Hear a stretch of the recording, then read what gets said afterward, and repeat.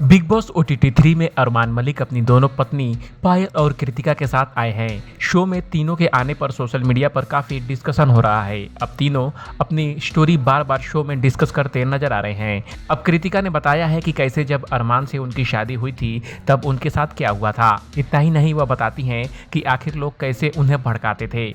दरअसल हाल ही के एपिसोड में सना पायल से पूछती हैं कि जब उन्हें अरमान और कृतिका की शादी के बारे में पता चला तो उनका क्या रिएक्शन था। इस पर पायल ने कहा कि शुरू में तो मुझे पता ही नहीं चला था कि क्या हुआ, लेकिन तभी कृतिका बोलती हैं कि अगर वह पायल की जगह होती तो वो भी बुरा मान जाती।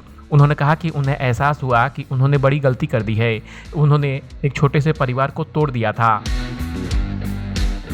कृतिका ने आगे कहा, मैं यह सब इसलिए नहीं कह रही हूँ क्योंकि आप यहाँ बैठे हो। हमने बहुत कोशिश की इस रिश्ते को तोड़ने के लिए। मुझे लगा मैंने बहुत बड़ी गलती कर दी, एक छोटी सी फैमिली को बर्बाद कर दिया।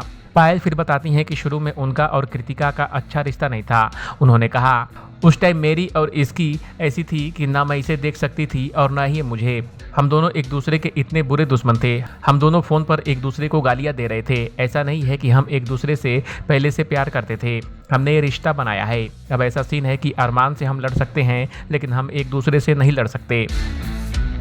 कृतिका आगे बताती हैं कि लोग हमारे मन में एक दूसरे के खिलाफ जहर घोलते थे। कोई पायल को कहता था कि तेरा पति तुझसे छीन लेगी।